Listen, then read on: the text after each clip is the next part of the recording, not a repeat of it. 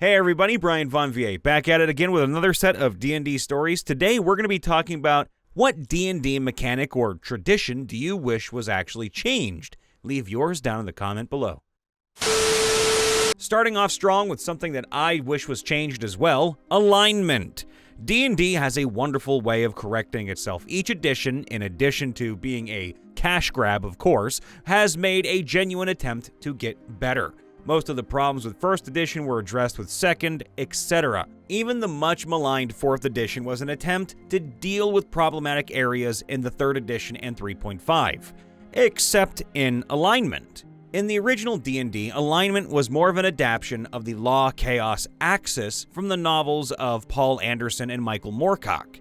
It wasn't, in those novels, a code of conduct, but a declaration of allegiance to one side of the conflict or another. Yet gradually, as more expansion material accumulated, it became clear that alignment had become a guide for character behavior, not just a declaration of allegiance. This was pretty clear, for example, with Greyhawk's Paladin, which were said to be exclusively lawful in their behavior. If the character deviated from this, they might lose Paladin status and become a simple fighter. It wasn't long before a discussion began to appear on a regular basis in Dragon Magazine, the publisher's House Organ, about the sort of behavior a particular alignment mandated. Now this increased rather than decreased when Advanced D&D debuted, which used a second axis, good and evil, on top of the law-chaos axis, resulting in 9 alignments rather than just 3. This became a real hassle during play because what one person considered acceptable behavior for a particular alignment might be considered absolutely unacceptable by another. This would inevitably lead to arguments when a DM would assign penalties for violation of alignment, as they were told to do all the various rule books over the years. In 37 years of playing D&D, I never saw this end well, and the consequences ranged from people leaving their groups to entire campaigns being destroyed, or worse, long-term friendships ending. This doesn't even take into account the other problems, most notably questions about how magic interacted with alignment. Hey, let's use detect evil to figure out who the bad guy is, ho ho ho! And using the negative alignments like chaotic evil and chaotic neutral to justify shitty behavior on the part of the player. But this is one of those sacred cows that can't be sacrificed, and it became the duty of any decent DM to figure out how to mitigate all of this during play. These days, I run mostly original D&D, and I tell my players that alignment means commitment to some supernatural power like law or chaos, and has nothing to do with personality or behavior. If they don't care about the battle between law and chaos, choose neutral and be done with it. After that, it was never again a problem. People playing clerics as heal bots and other players in the DM supporting this behavior. Unless he worships a fringe god, the cleric is a part of an established church. Gameplay should reflect this. Authorities treat the cleric, also the knight, the noble, the paladin, etc., as someone. The cleric roleplay demands and should receive this respect. For example, the party wanders into a grisly murder scene. The guards walk in, classic, "You killed this person" situation.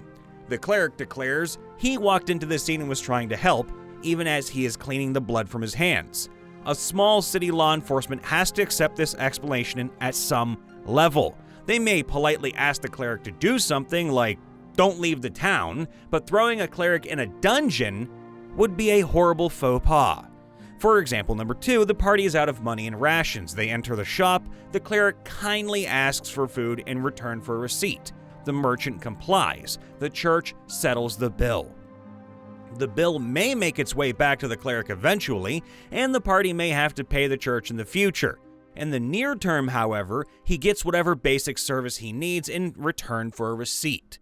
Of course, the cleric may be obligated to pay some of his adventuring income to the local church, but it's not a loss, however. It's how interactions like these would play out. The cleric pays and may rely on the church and everything the church represents. The other end is the fringe cleric. You secretly worship the god of pestilence. No established church. In this situation, you cultivate mysticism, distance, and fear. You feel off to others at some level, speak little, have disturbing quirks. You may be naturally pale. Your eyes may have the wrong color or shape. Your armor, decor, or decorations may be nightmarish and ghoulish. Play this. The guards do not know what to make of you. They get the feeling something horrible will happen to them if they touch you. They may just let you go. It's less hassle for them, of course. Similarly, the merchant may just give you the food or sell it at an insane discount just to get you out of the shop. You scare the customers. That sack of wheat may just rot as you pass near it. My biggest issue with D&D mechanics, specifically since AD&D, has been the increasing efforts to divorce the concept of physical injury from the mechanic of hit points. I mean, it has always been ambiguous before, but they've doubled down on the abstraction in recent editions. Especially in 4th and 5th edition, characters will heal so quickly that it's implausible to describe the hit from a sword, which merely does HP damage, as physical injury in any way. It makes it difficult to really understand what's happening within the narrative. When a character gets hit or heals, the implementation of non-physical HP raises more questions than it solves, particularly in regards to how the characters know that they're needing to heal, whatever healing actually means in this case. Moreover, as a game mechanic, it means you need to stuff a lot of the combat into each day in order for the characters to feel threatened at all. When all damage is healed every night, there's no real point in playing through any combat unless you play through enough combat that the characters are nearly dead by the end of the day. There's no point in playing through a fight that simply wears them down over time, because all of that damage will be undone by the morning. Aside from that, my only issues with D&D are minor quibbles and setting notes. There's too much differentiation between types of spellcaster. We don't need both druids and nature clerics, wizards and sorcerers, blade-packed warlocks and hexblade warlocks. The economy doesn't make much sense. It's morally reprehensible to kill orcs and goblins if they're actually people and not just monsters, etc. Number 1. Armor class. Basically, this gives a target number to hit a person and injure them. Now, I guess you can take it as read that you truly hit a person at AC 10, plus any modifiers from dexterity, situation, and magical protection, effectively dodging, but the armor absorbs the blow to a point. Most other games treat defense and armor protection a bit differently. Cases in point are Fantasy Hero, GURPS, BRPG/Call of Cthulhu, and ICE's HARP system, based off of Rollmaster. In these cases, you have a base defensive value based upon dexterity and/or agility or some other attribute or skill, and the armor protects you by reducing damage based on the armor type. I know D&D 3.5 has some rules regarding this in Unearthed Arcana, but I think it would level the playing field quite a bit, equalizing everyone with how easy it is to actually hit someone, just harder to take someone down. Number 2. Hit points. I see others actually agree on this. Hit points, as far as D&D is concerned, is not the ability to take and withstand damage, but also exertion and fatigue from combat as well.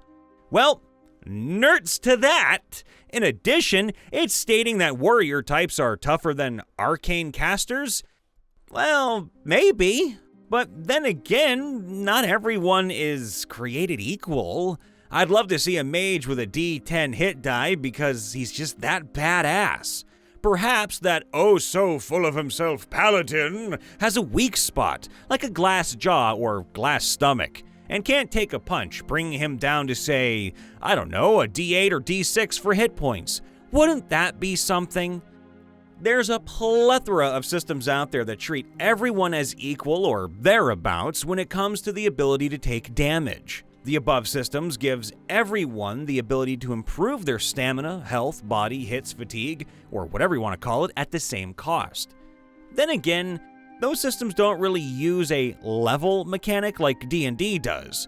Well, HARP does, but that doesn't allot an automatic and arbitrary increase in certain skills and hits like D&D does. PCs use experience to increase skills and attributes at any point in time, regardless of level advancement, if the mechanic is present. So, with everyone having the same ability to have an equal ability to withstand damage for the most part, give or take a couple of points in either direction, and to increase that ability at the same rate or cost, that again levels the playing field. I also love systems that don't always treat damage in straight hits. Two systems come to mind, Harp and Millennium's End. ME treats damage primarily as penalties based on what's called a trauma level, which indicates the severity of a particular wound.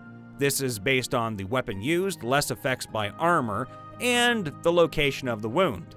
Now, I like this system because you can say, yes, that shot to the arm will affect your ability to aim your AR by X amount, or that nasty stab wound to your thigh will affect your ability to run.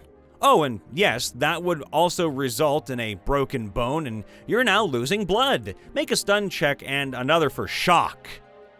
Best reasonably detailed combat system out there, and I won't even mention Phoenix Command. Harp does this in a similar fashion with hits, penalties, stun, and bleeding. I'm also pretty sure that Rollmaster, upon which Harp is based, does the same thing. Number 3, and finally, skills! I'm going with the above. Let everyone have potential access to the same skills and progress at the same rate. Perhaps the PC's occupation allows for a potential initial bonus to a skill because that's their specialty. But explain to me why a warrior can't know just as much about ancient cultures as a sage, but have to pay double or triple the cost to get there. Why not let characters be a bit more well-rounded with knowing things outside their profession? Did it take me twice as long to learn German and calculus too in real life? Plus, anyone had access to those classes, regardless of their course and study. Okay, sure, it was a bit long-winded, but you get the point, I hope and I think. I'm running a D&D-esque game using GURPS on a play-by-post forum, and I tell you, the characters are less cookie-cutter than D&D characters. I've only played D&D 5th edition, but my group's been going on for a while. We're currently at level 19, and I've noticed a few problems appearing with these higher levels. Armor is basically useless. Enemies you face at this level are either spamming effects that require a saving throw, or they have such a big bonus to attacks that they're gonna beat your AC unless they fumble. Saving throws? Similar issue. If you don't have proficiency in the relevant save, you're getting hit. Even if you make the save, you often still get hit. Legendary resistances. Oh, I hate these. I absolutely loathe and detest these. Yeah, me too. You, as a player, can think you've pulled off something awesome and amazing, and then just get told, nope, doesn't happen. I think what I was trying to say, by the way, is that you don't feel more powerful as you reach higher levels. Threats tend to scale with you and make a lot of possibilities ineffective. Obviously, combat isn't the only aspect of D&D, but it is an important part. I would say this is a huge problem with a lot of games these days. I hate scaling enemies. Let us feel stronger when we level up. Hey everybody, Brian Von VA checking in after the vid. Please make sure to leave a like, subscribe, ring that bell, and let us know in the comments below, what D&D mechanic or tradition do you wish was changed? Love you all, see you next time, bye for now.